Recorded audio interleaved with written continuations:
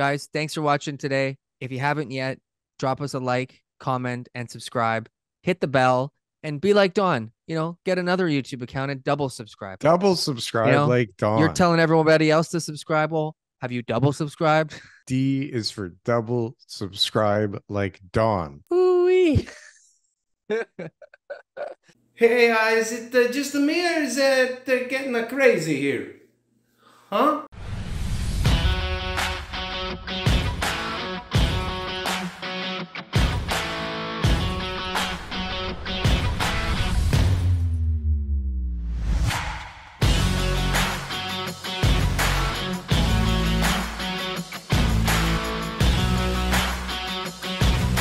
Hey, big thank you to the Tom Story Show for having us on this morning. That was fun. I feel like I don't remember what we talked about, TK, because I feel like it was a couple of weeks ago. It was a great show, and it was a lot of good back and forth, and all four people had a great time. I have no idea what we talked about. I have no idea what we talked about, but I'm pretty sure it was fun.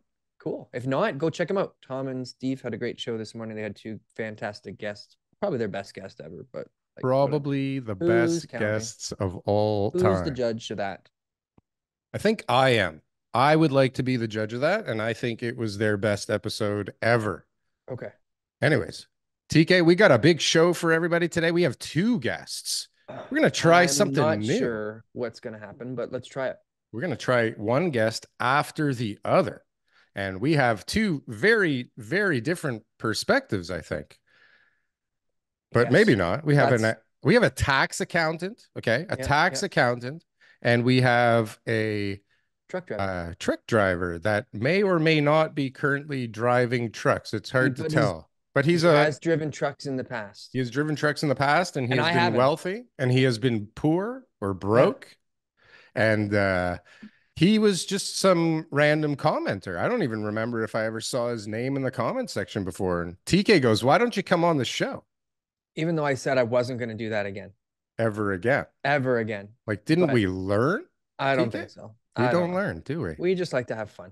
That's all it is. Talk about not learning and having fun. I got tiles in the garage. I got the guys ready to go next week. We are doing renovations here again, TK.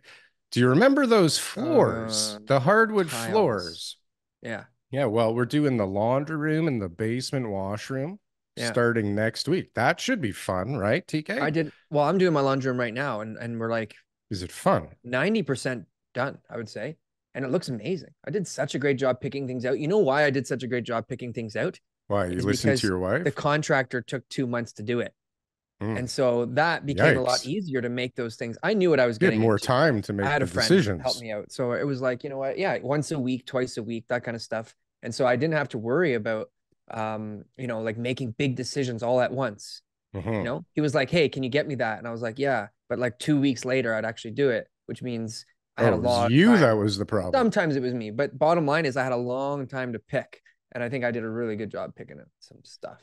Well, I'm fortunate enough to have my wife who's an interior designer, or at least the best one I've ever met, and she just boom goes in there. I give her a budget. She completely ignores it, and she picks the stuff she likes. And next thing you know, it's here. Ask your opinion and then ignore your opinion too? Sometimes. She asks my opinion more about like, will this actual thing work in the space? Because I don't know if you know, TK, but you can't just pick any tile and put it anywhere, right? Like there are things that work in certain situations and things that don't work in certain situations. And this is where I come in, because I know what works and when.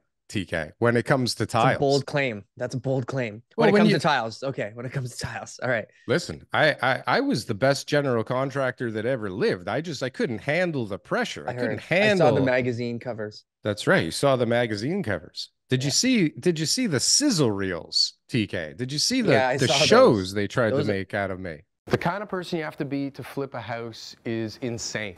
There's really no other reason to go through this.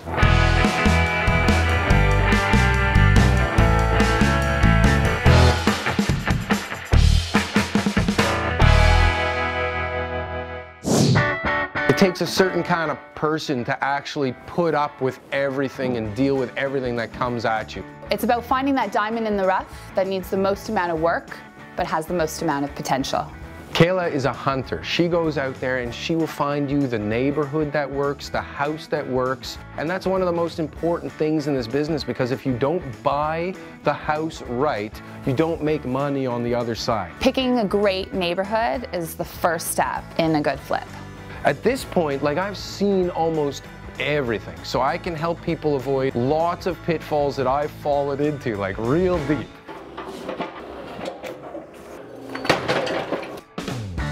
The budget is so important to flipping a house. We bought this house for $850, which was an absolute steal. We're gonna put $350,000 into it, and we're gonna sell it for $1.6 million plus. Me and Darryl have a really good time working together. Pros and cons, obviously, with any job with your husband. Kayla and I have 2 kids. Bailey's 10 years old, Aiden is 7 years old. Being a mom and being in this business is, in one word, I would say hectic. Juggling a wife, kids, family, and this business is no easy task. That's one of the things I'm best at, is just, you know, throwing lots of balls up in the air, and it kind of ties in with the crazy part too. So our friends from the show, Odin. Oh yeah. Right? Yeah, their show's doing really good. So Is it? Yeah, I've got to watch their show a few different times. No, okay, that's a total lie. I'm sorry I said that, guys. What I'm trying to say is I watched those sizzles, those little clips there that you know you were just talking about a few different times, and I was like, wow, that's like totally professional. Looks good. Totally professional. That looks good. You guys should check him out. I think there's a faction of the earth that might think this looks professional. So it's not hard to look professional these days. I don't think anyone thinks we look professional. Whoa, hey, ow. And I think at the end of this episode, I think we'll be able to really solidify that thought into other people's minds. We're hoping to make sure that everybody realizes that this is not... Can I tell you a quick little real estate stuff story? So I did yesterday for the first time in 2024. I am willing to stand here in front of you today, Darryl, and let you know that I conducted in 2024. I know what you're going to say. They don't. I do. Okay. The very first in all of the Greater Toronto area, the very first pre-offer home inspection. Pre-offer home inspection. Meaning today is the offer date, and my clients, knowing that there was already several parties interested, knowing that the property was already well underpriced and required substantial renovations, we brought in a home inspector early before the offer, so that we knew going into the situation exactly how much money we should be allotting for renovations. And that was us. We did that only in the second week of January. Is that good? Does that help you get the property? What it tells you is the market is changing. The market of the buyers is changing because the buyers were willing to do that. They're taking a $500 risk on a home inspection that they may not get the house. What a risk that is! But pressure from other buyers being interested in the property, the fact that other properties they were seeing coming on the market were selling, the fact that this property was priced lower. Offer dates again, and bidding wars is the buzzword. There's bidding wars out there. Look, I'm not trying to stir the pot. I'm not trying to stir the pot. Bidding wars are back. The good times can roll. Today, I'm competing for a property on behalf of a buyer in Toronto in order to be able to try to get it for like, and so what's my strategy, Darryl? Is this an open bid? Listen, listen, open bids. Yes, no. I'm trying to force an open bid right now. But so on this property that we're still talking about? I'm trying to force an open bid. You're trying to force an open bid. Is good for the buyer. Because it means that if we're interested and we know what everybody else's offers are, we don't overpay. And so if we like the property enough and we know, let's say the property is listed at 500 made up price and we're willing to pay 600. But we know that, you know, somebody else might not be willing to pay 600 and we don't want to overpay. So by seeing them pay 530, which is the highest offer, we know going at 535, take the property, we're getting a $65,000 perceived discount because we're willing to pay more. In the past, I had offers that would come in hundreds of thousands of dollars more than the second place. Hundreds of thousands of dollars more. And I would look at the seller and I'd say, oops. What do you think that was about good. this offer? Yeah. And they were like, you're Take a it, magician. run. Yeah. But A that was our job. magician. That was our skill set, right? Was to be able to not give the price and to still get buyers to improve to get their, best and final offer for it. That was part of the realtor toolbox. Everybody knows that. So now in the open bidding atmosphere, as a buyer agent, your skill set will be to entice the listing agent in order to be able to get open bidding. So you can say things like, we're not going to compete unless it's open bidding. My buyers have got a substantial budget, but unless it's open bidding, we don't feel comfortable competing. Bye-bye. There's a list of guys who want to do it without open bidding, bro. See ya. Have a nice day. That's a very good point, Darryl. Yeah, don't do that. No arguments for me there. But again, you have to try to see what works. But here's something that forcing the open bid is smart, but the way here's something, Darryl, that we haven't talked about yet. Nobody's talking about the war in Yemen. And I was ready to put it in today, and I still am ready today. No, not the war in Yemen. It's called an escalation clause. Escalation clause? So an escalation clause was prohibited. Yes. Oh, I remember escalation clause. In order for an escalation clause to come into effect, you have to be able to disclose what the other offers are. So if you say to the seller, I'll pay you, here's the escalation clause. My budget is 600. I'll go back to that same example, but I only want to pay $5,000 more than the second place offer. So up to 600,000, I will make you an offer for 500. But if there's another offer that's higher than my 500, I'll increase my offer by $5,000 more than that offer so that I pay $5,000 more than the next best guy.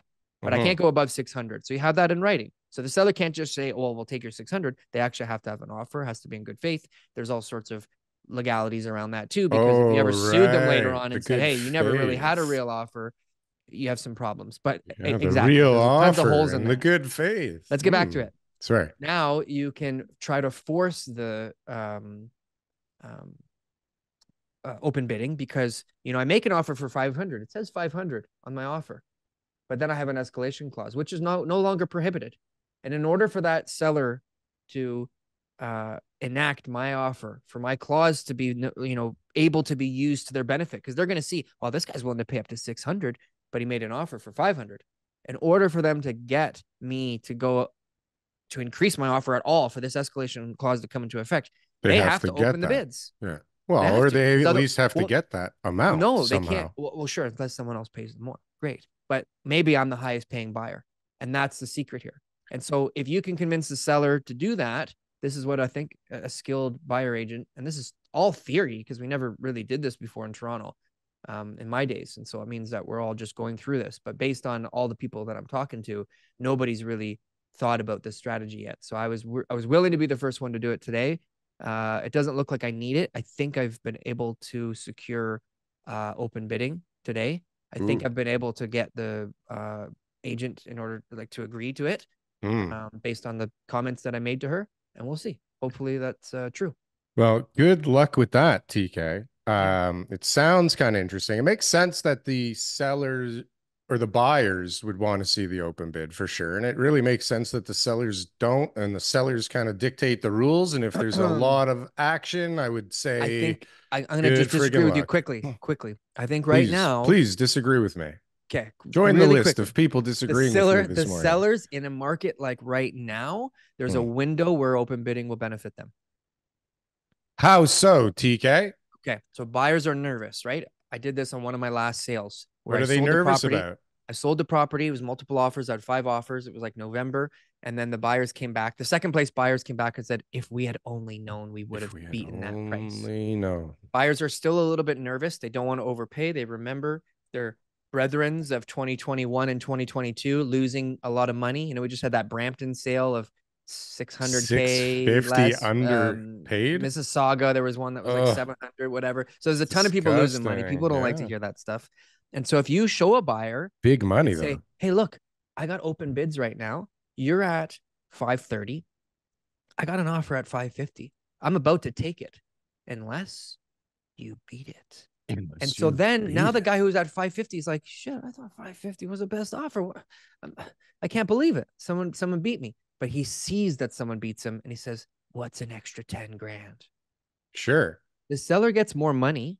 So it benefits the seller in that case. Whereas if they hadn't, that 550 offer, like the last multiple offer I did, was like, it was under asking. I got it for them. And they told me that there was another offer. And he says, well, you know, the other offers, better offer. They got a condition on the sale of their home. And so that's why we're favoring you. I said, BS, but our offer is way better than the other offer. Take it or leave it. Because I knew we had a good offer. And we were under asking. It's like the Wild West out there with the rules, but nobody follows them. I knew we had a better offer. And so what happens is in that case, if that agent came back to me and said, bidding or open bidding, look, we actually do have a better offer than yours, then I might have said, oh, I was wrong. And maybe even increase the offer a little bit. It's all a big hootenanny. These are the rules. I love this. I love this. It is stuff. Absolute this insanity. is what I wake up every day for. Well, we got to bring one of our guests on because they're waiting in the wings here. We're going to bring in Shafi from Tax Heroes. He is I guess I didn't set the alarm. Guess what time it is, everybody? It is time to subscribe to the channel.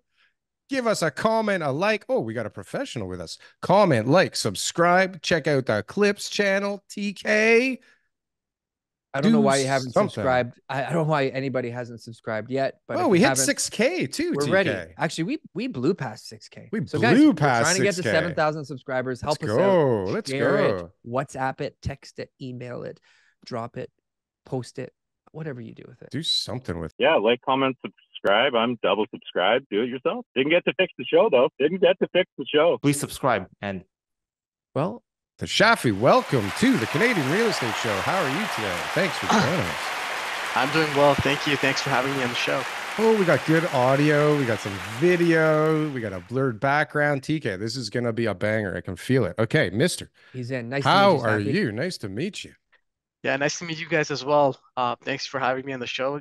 Excited to be here. Yeah, we're Give us a little intro. Give us a little intro just so people know where you're coming from.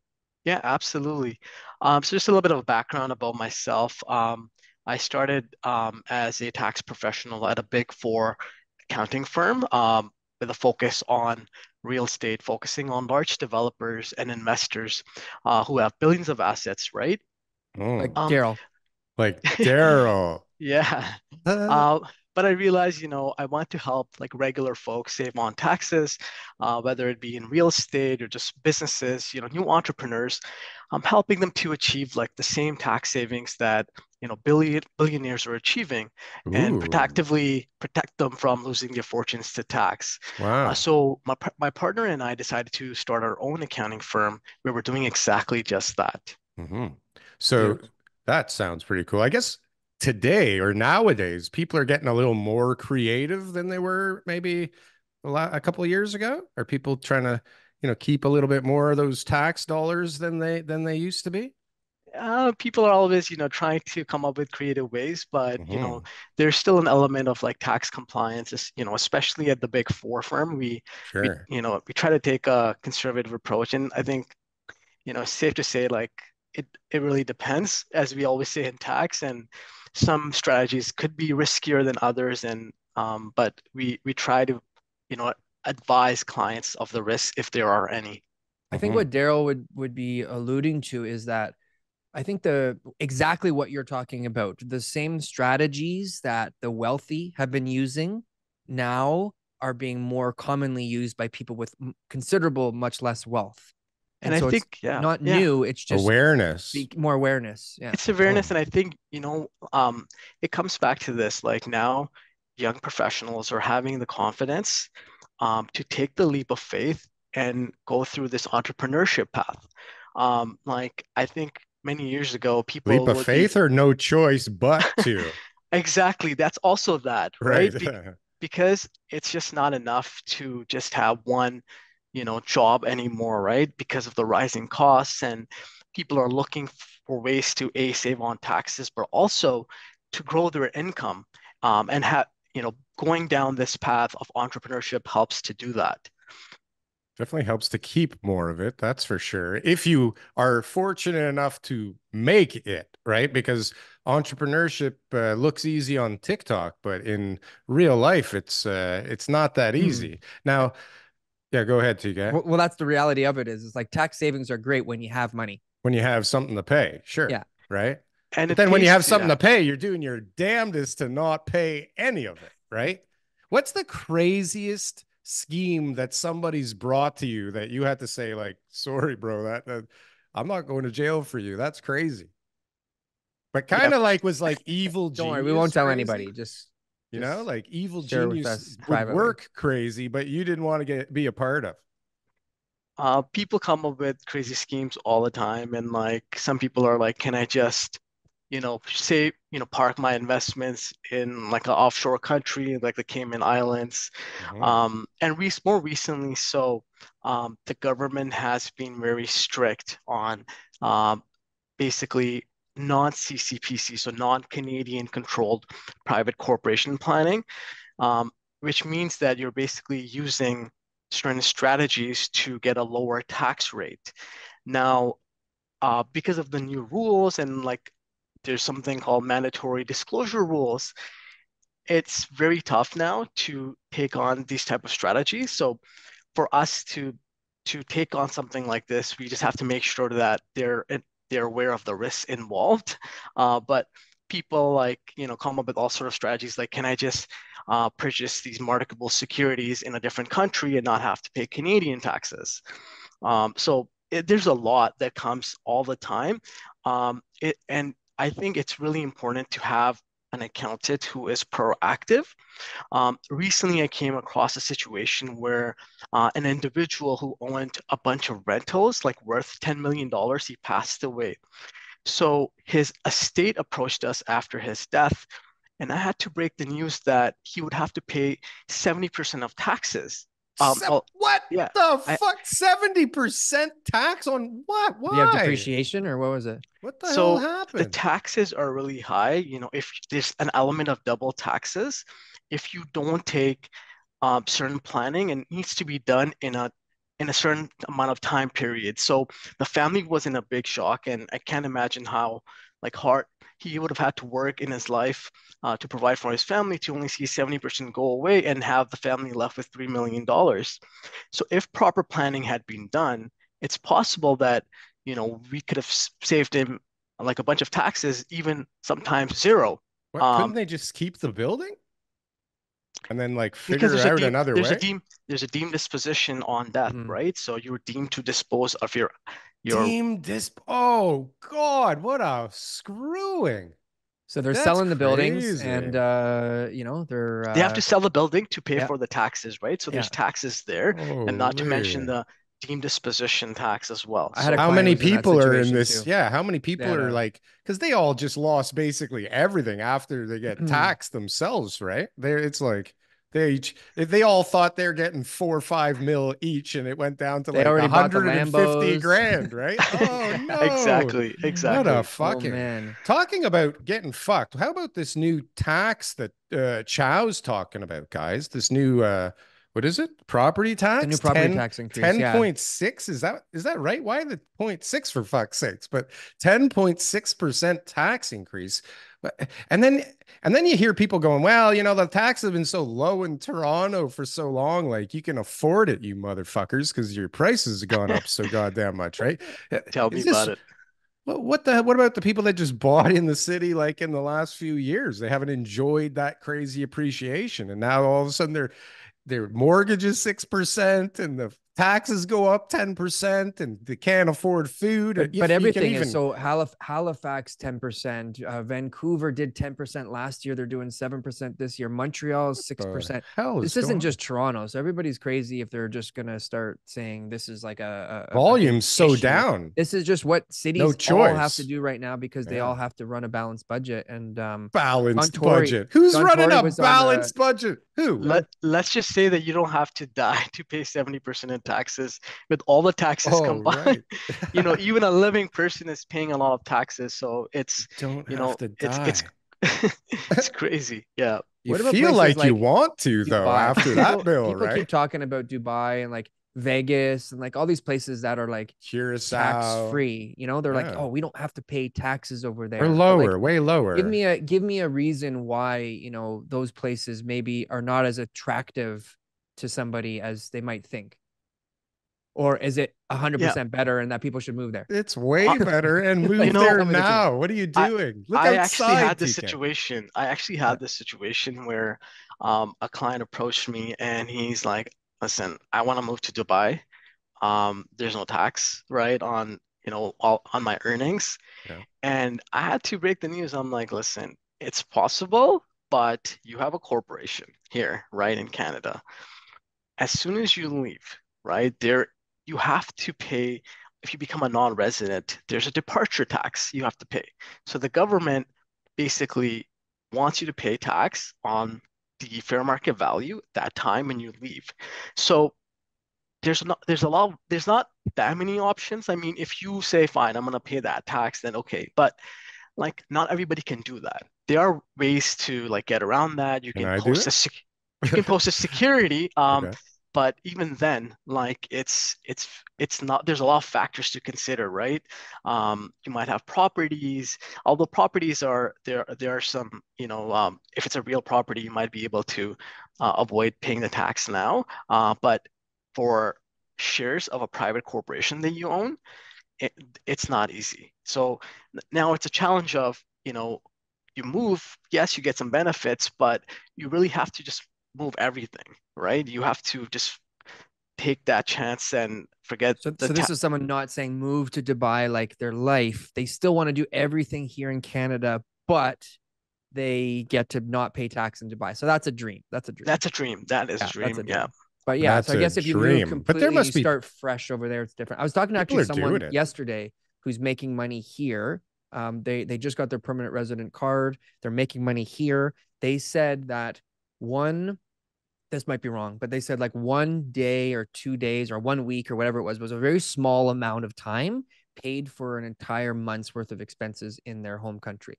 So it was like this really great, like, because they're going to be going back home soon. And it's like, look, I got to make all this money in Canada, but then I, get to support my family back home for a whole month. And so like that type of stuff, makes sense. But at the end of the day, if they move back home to their home country, they don't get the Canadian income anymore. And so it's like I think what is the happy depends medium? what you do in Canada. Yeah, it depends on what you do. Right? Exactly. You're absolutely right, Darryl. Like, if you're just going, let's say you don't have any business right now, right? You quit your full-time job. You just decide to go to Dubai. There's a lot of real estate opportunities there. A lot of people are doing Airbnb. So you decide one day, you know what, this is like, you don't have a family yet here, like you haven't started one, you go there and you can definitely reap some benefits, right? But it's not for everybody. Some people have family ties here. They have to take care of, their elderly parents. I had one client who's planning on moving from BC to Edmonton, right? Like to be closer to their parents. So lots of BC to Edmonton, downgrade. Oh, sorry to the people in Edmonton. Yeah. Right. Yeah. Pretty much anywhere to Edmonton. What about a savings though? Maybe they bought a property that has oil on it in Edmonton. Is that problem? If you're going to retire to Edmonton, then that makes sense. That would make sense. If you're young and you're going to Edmonton, I think the opportunities there. And you like ice plunging constantly. Yeah.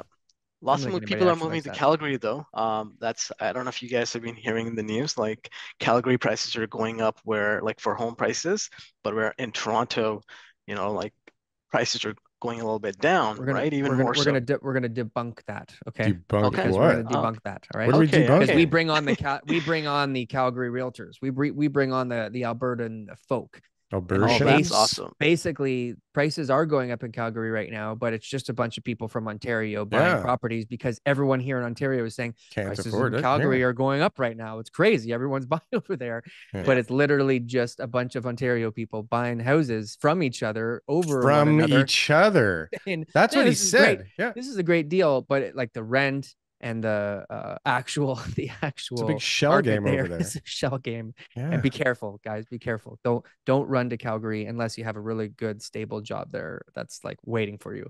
Yes, it's dangerous. So if your clients are buying in Calgary right now, I can tell.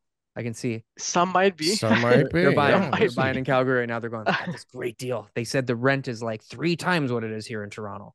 Yeah, especially during COVID, people bought a lot of properties there. They thought Calgary was the place to be. And so I think during COVID, it really drove up the prices. But, you guys probably have more insights on that after talking to all. But it's like everywhere. It's like everywhere. Like it's worth it if some other guy is willing to buy it from you for more. What's your thoughts on Bitcoin? Tell me.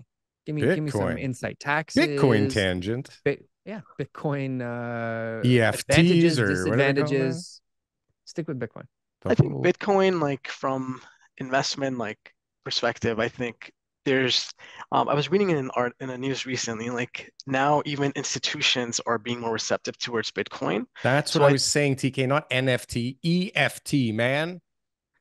Yeah, so right? it's EFT. Didn't BlackRock like just start like a crazy comes up soon Bitcoin in, February right? or April or something like that. There's an EFT being launched. Right. So like this is Bitcoin's gonna go crazyville, and then what's gonna happen after that? Isn't it like just a big government like psyop, the whole Bitcoin thing?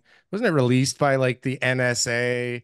I'm fucking serious, TK. I know you think it's always funny till you do some research. No, but seriously, I don't want isn't it already that. digital money? Isn't our money digital? Like, can't I wire you something and it's like there pretty damn quickly, especially if we're in the same bank? And can't I Venmo you or Payoneer or PayPal? I want to know from Shafi what his clients are doing with Bitcoin. Like that's the more important thing. Like, all right. Are they using Bitcoin as their investment strategy or tax strategy? I think definitely as their investment strategy. Tax strategy, I haven't seen a whole lot yet, but definitely a lot of clients are, they're diversifying their investments. And some companies are exclusively providing B2B services in Bitcoin, providing the platforms for institutional investors. So definitely there is a movement, and I think from my perspective, my opinion is that Bitcoin is here to stay. But we still need some more, like once we see government involvement, I think that will also, really show that, Bitcoin is, here to stay. Well, we might even see more rules around Bitcoin, but definitely the CRA is definitely, they're starting to provide some guidance. So it is here to stay. But isn't this the antithesis to Bitcoin, that it's regulated by the government now and it's a Wall Street stock that's being traded? This is the exact thing that isn't supposed to be Bitcoin. If we want to go down this rabbit hole, TK, because right now Bitcoin's being commandeered. Security. That's what I want. I want to know, like when I got money in Binance and they're like, yeah, we no longer operate, or whatever that other one was, like all these, you know what I mean? Like these Sam banks, like, I've got your money, don't worry, it's fine. But it's like, now we're bankrupt. I'm sorry. Yeah, now the government has to handle your money again. Oops, like, that was a big failed why did I get guys. involved with that? But don't if it think was about something it again. like the New York Stock Exchange and like things like that, then I would be like, oh, interesting. Ooh. A little bit more. A little bit more shady now that it's on the stock exchange. Who's buying anything with Bitcoin right now? I've not done a Bitcoin. What can you buy with Bitcoin? Except for that idiot that used like 10 of them to buy pizza, like way back when. Like, what can you, unless you're in El Salvador, like, hey, TK, I'll buy your bike off you for some Bitcoin. Like, oh yeah, it'll be like 0.1342. Don't you just have like $50 cash on you? Yeah, like what is this? It's a lot easier. Bitcoin. Yeah. But I think that's gonna happen, bro. It's probably going to happen, though, being able to buy groceries with Bitcoin. Like, I think that's going to come at some point. I think that's a trends are showing signs of that. Why would that be necessary, though? I agree with you that that's like a huge, like, oh, we should do it. The problem is like, as a retailer, if I'm going to sell all my products with Bitcoin and then the price drops after I just collected it from everybody, that's not something that is going to be too favorable for my business model. And so to me, I think just digital currencies are going to be just much more expensive. And not even that, without even getting into that, CBDCs. But what I'm trying to say is just like digital forms of payment. If you look in Asia, it's very convenient to pay with your phone, watch, ring, you wink and your bank account gets charged, your face gets scanned out of the store. Even at the Scotiabank Arena now, you scan when you go in and then you just take your stuff and you walk out of the gated area and they know what you got, right? So I think that type of digitalization of transactions is going to become more and more prevalent. So we'll be like, well, why do we need to use Bitcoin? We already have digitalization of, like, we tap a card now. Yeah. What's the fucking difference? Like, why are we even talking about this shit? It's so dumb. It's like not even different. Yeah. It's on a spreadsheet. Yeah. Like, I see some businesses, willing to take the risk. Like, they accept the risk of it, going down in value, because there's also upside as well with any like investment. So they might offer it, down the line, but I see signs of it, especially when there's embrace from institutional investors. All right. Sure. What about defaults? I want to know about a very high level. a very high level. Stop trying to finish my sentences. I want to know a very high level, It's know, like the a Mad three-tier Lib. tax strategy, is this something that you feel is going to be beneficial for the average real estate investor out there? To be honest, like I think when you start to introduce more complexity, it like I would almost say like try to go for something simple for the average investor, right? Yes, there's benefits to it, right? Having a three-tiered structure, but you have three corporations, there's administrative costs to it. And especially for the average investor who's just coming into real estate investment, start off simple, acquire it personally, right? And as you grow your portfolio, now you have 3, 4, 5 properties, then it's time to talk to an accountant and discuss whether this structure can make sense, right? So sometimes you just need to like make things simple, is what I want to say. So people jump the gun, they get all these corporations set up, they come to you and you're like, great, this is your strategy is perfect. It's amazing. How many properties do you own? And they're like, well, I haven't bought any yet. Exactly. So now they're filing for 3 that's dumb. corporations, and sometimes now they're like, okay, how do I close the corporation? But so why would somebody want to have it in their personal name over a corporate name if it's not their primary residence? I think personal because it's easier to get financing, right? So that's probably one of the reasons. Corporation, it's a little bit more difficult, and you might even need to do a personal guarantee. So mortgage is a bit easier to obtain personally than through a corporation, right? So that's one of the reasons why personally. And then tax side of things, like it's also just simple, right, to have it personally. Corporate, I mean, the benefits are like creditor protection, like it's its own separate legal entity. But once again, like I think for the average investor, personally is a lot easier. When people go and buy rental properties, I think they think it's going to be easy. They're like, I'm going to buy a bunch of them, and this is going to be such a great thing, and I'm going to be rich and leave my family with $10 million worth of assets that I'm going to be taxed 70% on, and my life is going to be better than ever. But what it is when people get a property for their very first time, they go, man, like think about all the people who bought investment properties over the last couple of years. They're like, this sucks. The tenants aren't paying. They're calling me all the time. I'm under all this variable stress. rate mortgage. Like, it's just like, I've had many investors in the past buy one property from me and a couple years later sell it. So now can I ask that question right after that? Like, are people going bankrupt?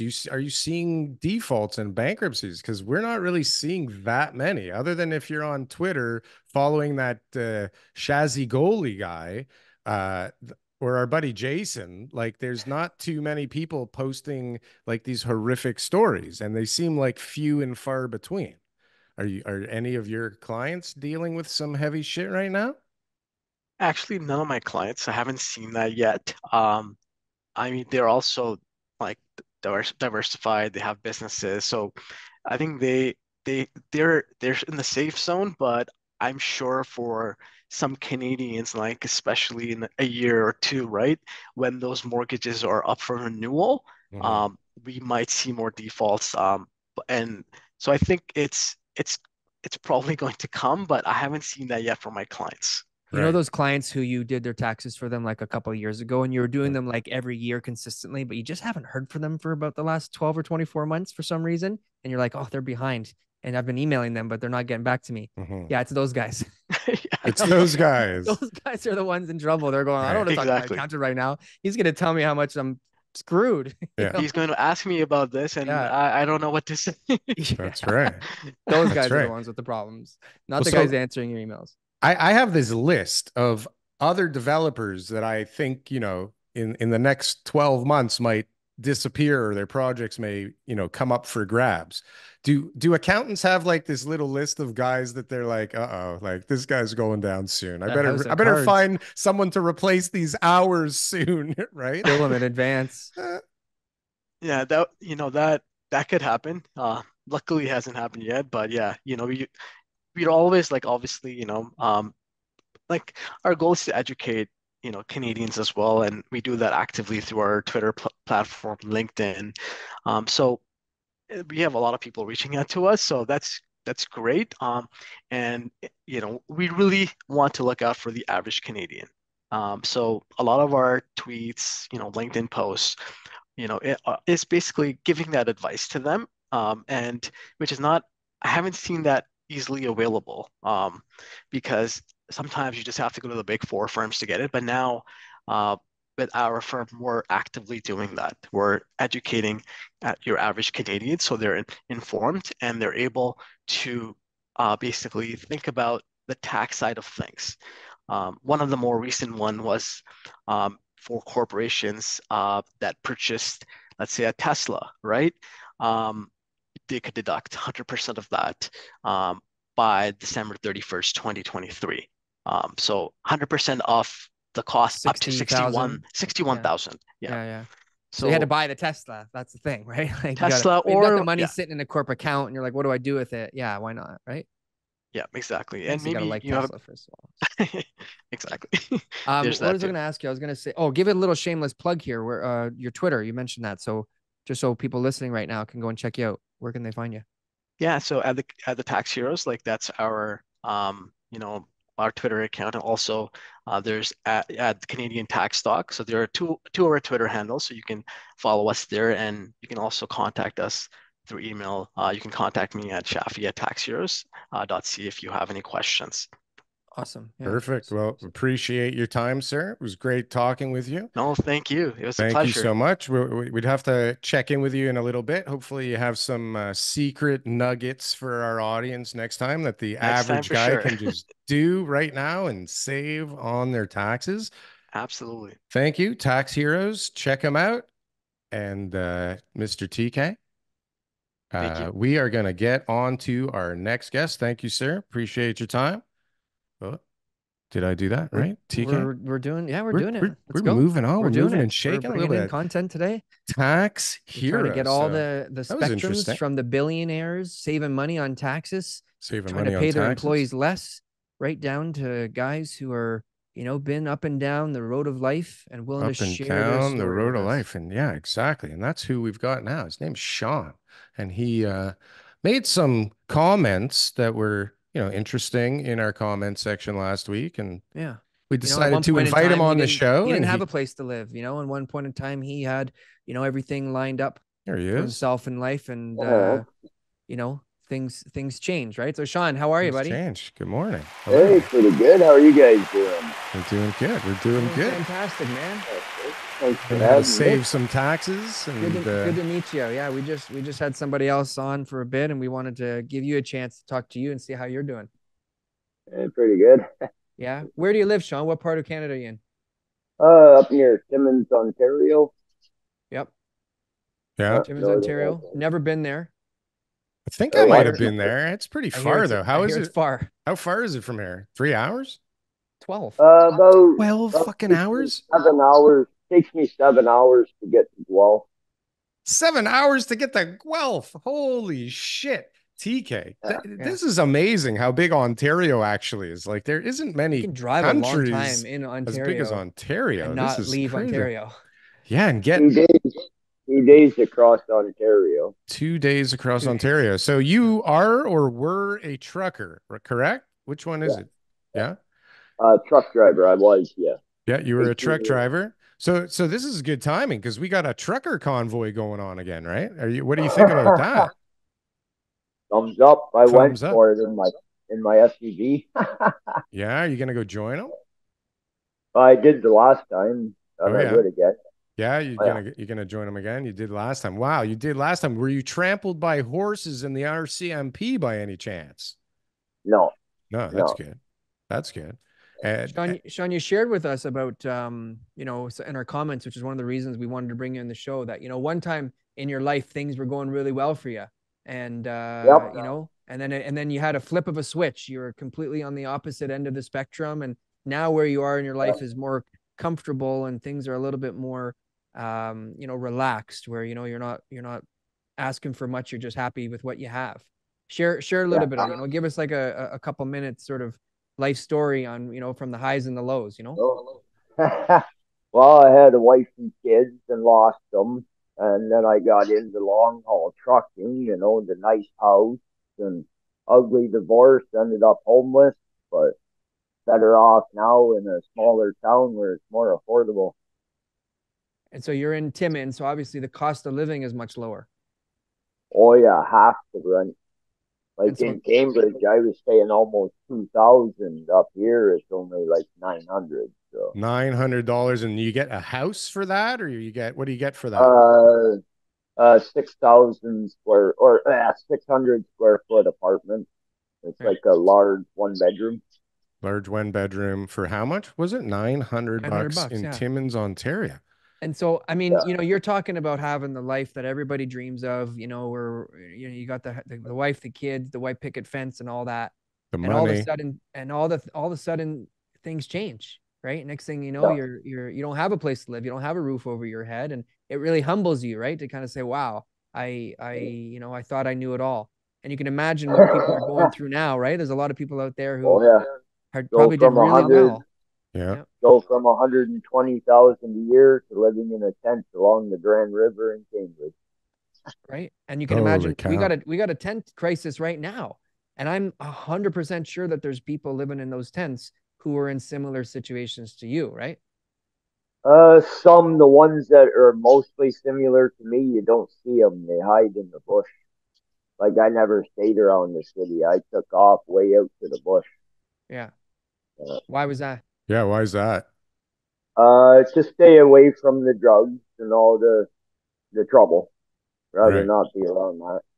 Yeah. So the guys who That's are pretty smart. Staying in the city, they're maybe looking for a little bit more problems than other guys. But I'm sure some of them still had some real, you know, stories of success. Oh yeah, some of them, and then drugs got them somehow. Whatever, things turned really bad, and hit rock bottom.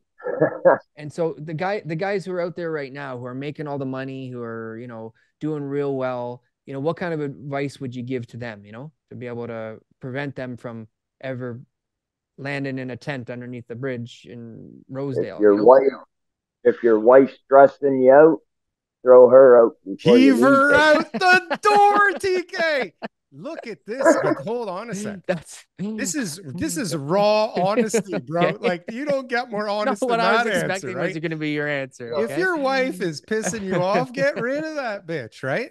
And vice versa. If your husband, then you lose everything, and then she throws you out to the curb too. Well, but it's the opposite is true also. Like if your husband is a fucking tool and he can't get his shit together, then get rid of that guy too. Either way, dump him. Either way. But the real problem happens much earlier. Like when you make that decision to get married to the wrong person, 9 times out of 10, you know, you married the wrong person that day, not the day you decided to break things up, right? But again, you know, shit happens, life happens, people change. All of a sudden, you know, wives don't like when you're all of a sudden broke, right? Like this is not at the top of their list of things that they need from us, right? So that doesn't make things easier either, right? So, but things can change pretty fast, though. You know, one day I was watching like I don't know, it was a video of some sort, right? And it was like co-parenting, right? And you know, at one point you're there with that person, you know, every day talking to them all lovey-dovey. And next thing you know, you're basically like sending emails back and forth to have an email chain about, you know, what's recording all the conversations to make sure that nothing is ever, you know, misconstrued. And, you know, it's a big difference. And that's how fast things can change. Right. So in life, this is what life, right, is, you know, but it makes us stronger. Yeah. What did you learn from all this? Like what, you know, I want to know the Shawn of today. What life lessons has he learned that he applies today in order to be able to carry on and not be stuck in the past? Just keep forget about yesterday as much as possible and think about tomorrow and live today. I don't give a shit if tomorrow doesn't come. At least I'm happy today. Got a couple dogs there. This is the exciting part of your life. I met his daughter yesterday too, and we did our little trial run that obviously did not work perfectly well, but I think I can enhance this audio, TK. I think I can save this because this is beautiful. I met his daughter yesterday. Look, he decided to come on this, and through our emails, I just asked him if he had a mic and a camera, and this guy just fucking went all out, got his buddies lent him the equipment he needed. Like, this is great. You don't always, it's a commitment, but it's like, you don't How many times have we invited somebody from the comments and they just disappear, or they pussy out, or they just don't want to be part of it? And how many times has people said, like, get some real people on the show that aren't trying to sell us real estate, you know? And nobody would ever come on. So I commend you, sir, because this is wonderful. I want to know, Shawn, why do you watch our show? Yeah, why the hell are you watching our show? I watch everything on YouTube to learn even more information than I already know. Is there anything you can is there a goal do with like, this with the, info yeah, like when with you our watch show our specifically? show? Are you like, hey, these guys, you know, I'm going to find out how Fucking clowns. No, you watch and learn from everybody. Watch and learn from everybody. It's true, TK. So we got a little bit of infotainment. Everybody, every side infotainment from everybody. Yeah. So that's kind of interesting that, you know, not only do we have people looking to buy real estate in the major cities, but we have people that are renting in the outskirts that are just, I guess, interested in, you know, real estate, finding or out more about the market. The market in Canada. But next spring, I'm moving on to a farm. Moving on to a farm? Cool. You already have that planned out? You have the farm in mind? Build Like, my this is own- already... build my own house about half an hour out of town. Build my own house. Oh yeah. Nice. So what's the plan there? You're gonna like grow vegetables or get some cattle, or what's the deal? Is it like a real farm? Cows, pigs, chickens. What are you doing nowadays during the day? Like, how you earning your dough right now? Well, I'm on CPP mostly, and then like I help my landlord became my boss / friend, so we're together a lot. And then I just make a little bit of extra, right, just to get by. Right, just to get by. Crazy, cool. Yeah, I think there's a lot of people right now. The day.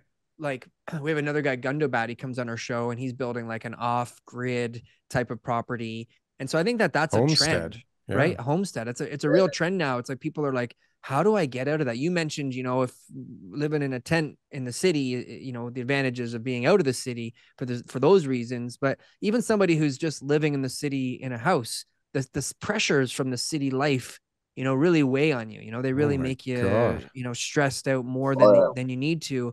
And no one really understands what it's like to be out of the city until they actually do it. And when you go off grid and you get that homestead and you're out in the bush and you built your own house and you got all these, you got streams and birds and bears and all sorts of stuff around you.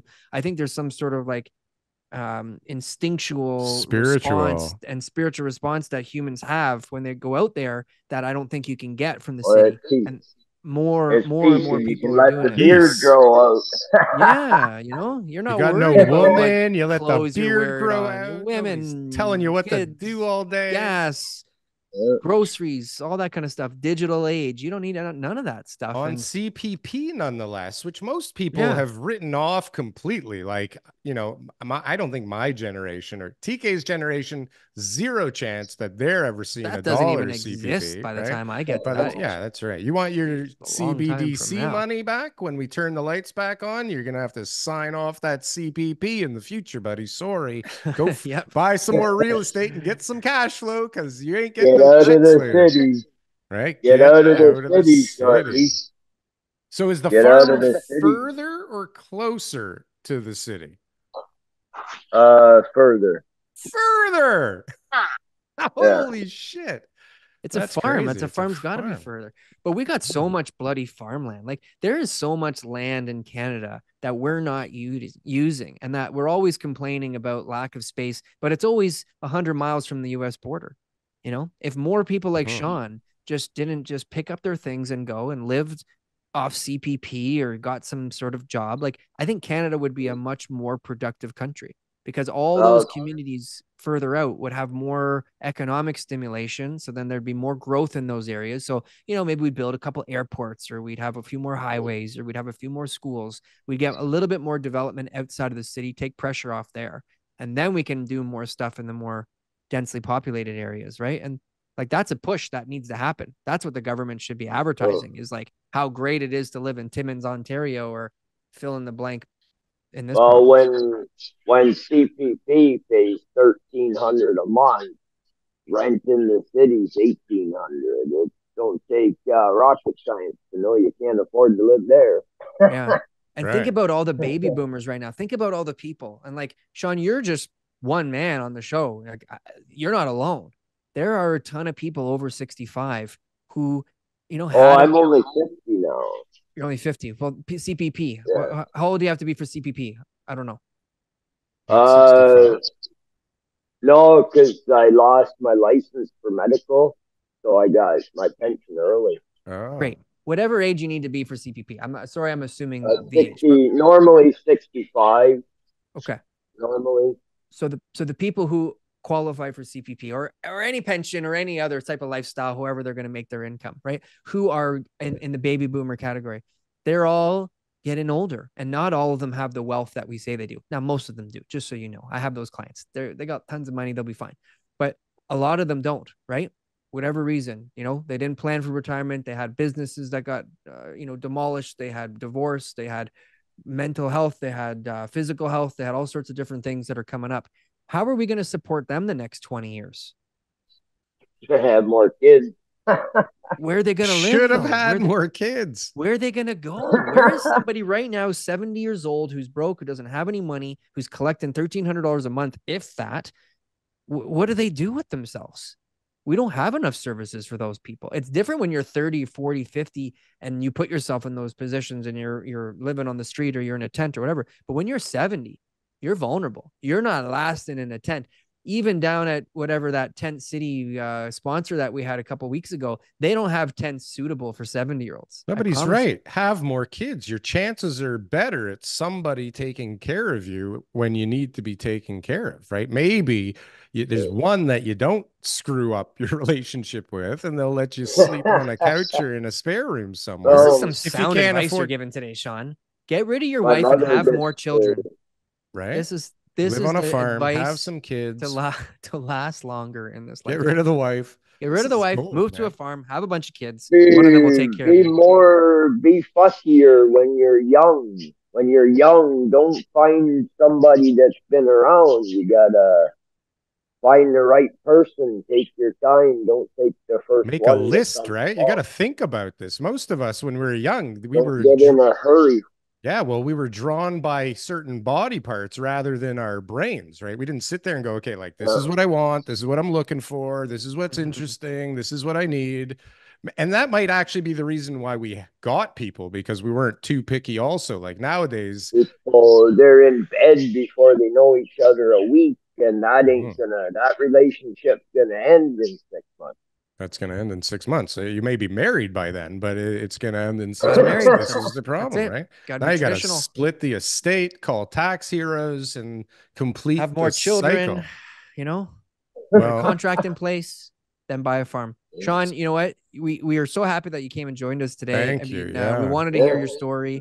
We want to know, what kind of advice you had for some people. Hopefully the people in our comments who've been talking about getting some real life people on the show are going to be happy that, they got to hear your story. And look, I hope you do well. I hope you go find that place on the farm and get to the next chapter of your life and can live a good one, man. I'm telling you. Yeah, let's keep in touch. All around. There's land in Northern Ontario that people can live off grid, but a lot of cities people they have a harder time. Yeah. If you got land out there on the show and you're willing to let Shawn live there, let us know. Drop an email. If you got I got. He's got his own farm, bro. He's got his own farm. He's got. Well, not my own farm, but you got land TK's that we can start giving out to some of the people in the tents. That's a good idea. We can tell them, hey guys, go and live on this land for free. Pitch a tent up there. You're gonna live well. Then let us know. We'll give them the coordinates. That's a great idea. What a great idea. We'll start a new program. We'll call it Lend Your Land. Lend Your Land. There's areas up here you can buy a whole acre for only 20 grand, build your own house for cheap. There you go. So you got to be willing to go up there. I guess you got to be willing to deal with cold. Cold well, right septic, right? Well and septic up there. There's no well and septic up there. You're just you're pitching a tent on that land. Just taking a Home Depot. You need to build bucket. a well and you need to build a septic. Yeah. A couple of Home Depot buckets. Shawn, we appreciate you. We wish you well. We thank you for coming on the show, and we hope you had a good time. Is that a bull on your arm, or is that the devil? No, I just got a tattoo gun and played, had some fun. Looks kind of like a dragon or a bull. We'll use it as a bull for the dragon. Oh, it's a dragon. A dragon. Right. Cool. Yeah. Well, Mr. Shawn, thank you very much. We'll keep in touch, and we hope to hear from you when you're on that farm. Have a great day, All sir. right. Thank you so much for your time. We will speak to you soon. All right, TK, what a bloody episode. What a show. We were up, we were down, we were left, the we were world. right, we were, I don't know where. Jesus Shafi Christ, we're like interest rates, right? We're like I up don't know. and down and we were all over the goddamn country today. place. I feel like I learned a lot today. I think that was a great show. Hopefully people watch it, guys. If you haven't already, join the TK Army and subscribe somewhere down here. Something. Yeah, I'm gonna get that right one day. Hit the Clips channel because that thing is on fire. Give us a comment. Share this with somebody that you think might like it. And TK, see you next week. See you next week.